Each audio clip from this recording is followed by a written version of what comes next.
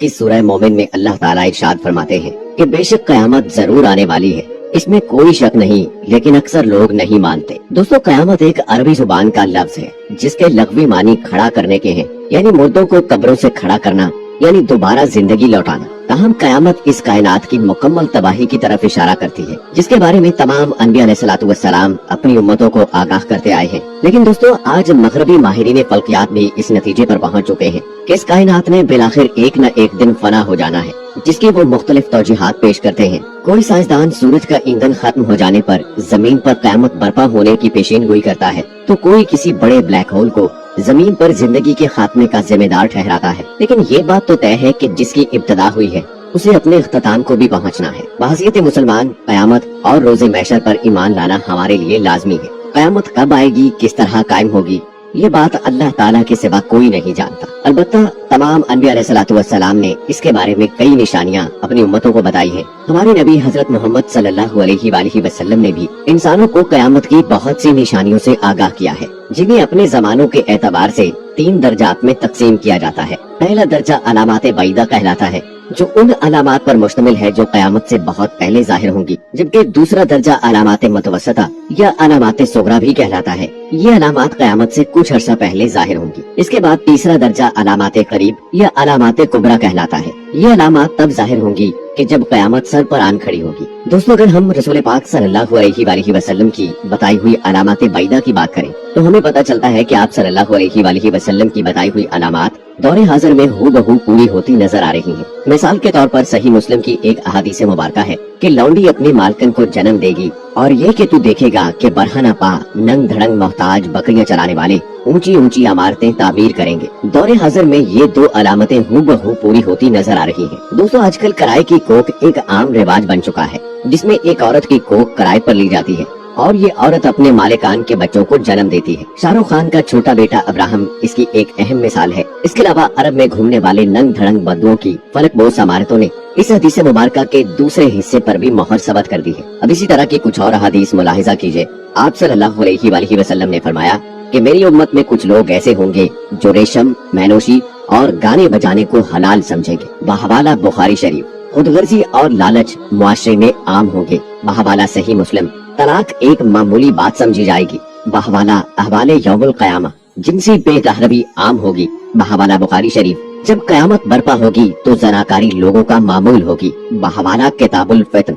मर्द औरतों की और औरतें मर्दों के रूप धारेंगी। बहवाला दुर्र मंसूर जलालुद्दीन सयूती। लोग हम जिन्स परस्ती में मुब्तला होंगे। बहवाला अल मुत्तकी अल हिंदी। लोगों पर एक ऐसा वक्त भी आएगा जब इस बात की परवाह नहीं रहेगी कि आया कोई हलाल कमा रहा है या हराम। बहवाला बुखारी शरीफ।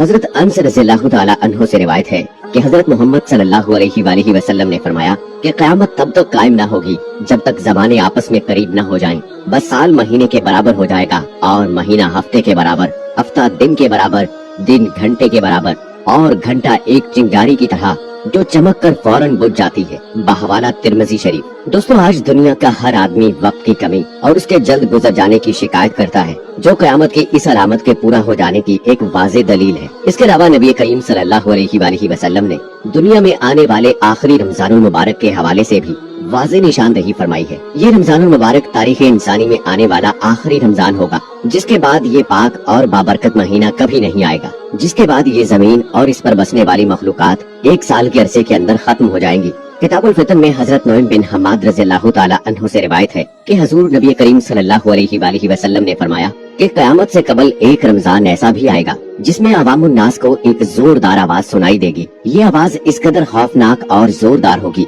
कि जिसे सुनकर इंसानों समेत दीगर मखलूकात सहम जाएंगी और इस खोज में पड़ जाएंगे कि ये आवाज कैसी थी और कहां से आई, लेकिन कोई भी इस आवाज की खोज न लगा सकेगा। सुन लो कि जिस रमजानुल मुबारक में ऐसी आवाज सुनाई दे जिसकी खोज न लगाई जा सके, तो इसके बाद 1 साल का रिज्क अपने घर में जमा कर लेना, क्योंकि इसके बाद दुनिया से रिज्क उठा दिया जाएगा और लोग भूखे रहेंगे। दोस्तों, क़यामत का आना एक यकीनी अमर है और हम मुसलमान इस बात पर ईमान रखते हैं कि ये कायनात अल्लाह ताला ने खास मकसद के लिए बनाई है और इंसान को अशरफुल मखलूकात बनाकर भेजा ताकि वो अच्छे आमाल बजा लाए। ये बात साइंसी नजरियात के मुताबिक यूं ही और इत्तेफाक से वजूद में नहीं आ गई। फिर इन अच्छे आमाल की जजा के लिए या बुरे अमाल की सजा के लिए एक यौम हिसाब होना भी लाजिम है। क्या इंसानों को इस दुनिया में भेज दिया जाता और वो नेक अमाल करते और जो दिल खोल कर नाफरमानी करते انہیں ان کی جزا و سزا سے محروم کر دیا جائے؟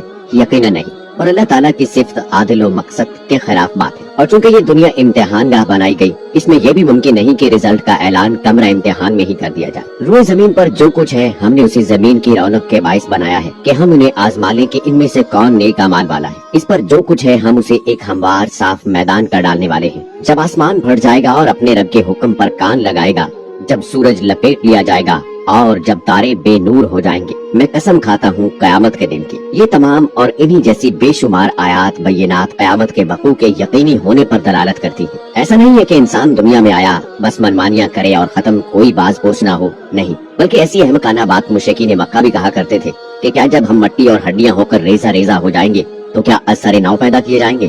سورہ بنی اسرائیل میں اللہ تعالیٰ نے فرمایا، ہاں، خواہ پتھر یا لکڑی یا تمہارے خیال میں اس سے بھی کوئی سخت چیز ہو جاؤ۔ قرآن مجید اور نبی اکرم صلی اللہ علیہ وآلہ وسلم نے ہمیں قیامت، اس کی علامات صغرا و کبرا اور دیگر فتنوں سے آگاہ کیا ہے۔ رسول پاک صلی اللہ علیہ وآلہ وسلم نے فرمایا، میں اور قیامت ایسے بھیجے گئے جتنا شہادت والی انگلی اور درمیانی انگلی ایک دوسرے کے قریب ہے، بحوالہ صحیح بخاری۔ یعنی آپ صلی اللہ علیہ وآلہ وسلم خاتم النبیین ہیں، مسلمان آخری امت ہیں، اور اس کے بعد قیامت کا وقت قریب ہی قریب ہے۔ سورہ الانبیاء میں اللہ تعالیٰ فرماتے ہیں، لوگوں کے حساب کا وقت قریب آ گیا ہے اور وہ غفلت میں منہ موڑے ہوئے ہیں۔ اسی طرح سورہ الاحزاب میں اللہ تعالیٰ فرماتے ہیں، وہ آپ سے قیامت کے بارے میں پوچھتے ہیں، آپ صلی اللہ علیہ وآلہ وسلم کہہ دیجئے کہ اس کا علم اللہ ہی کو ہے اور آپ کو کیا خبر، ممکن ہے کہ وہ بہت ہی قریب ہو۔ لیکن قیامت سے پہلے ان نشانیوں اور علامات کے ظہور ہونے میں کچھ شک نہیں جو رسول اللہ صلی اللہ علیہ وآلہ وسلم نے اپنی مبارک زبان سے ہمیں بتائی ہے۔ حضرت ابو ہریرہ رضی اللہ تعالیٰ عنہ سے روایت ہے کہ رسول اللہ صلی اللہ علیہ وآلہ وسلم نے فرمایا،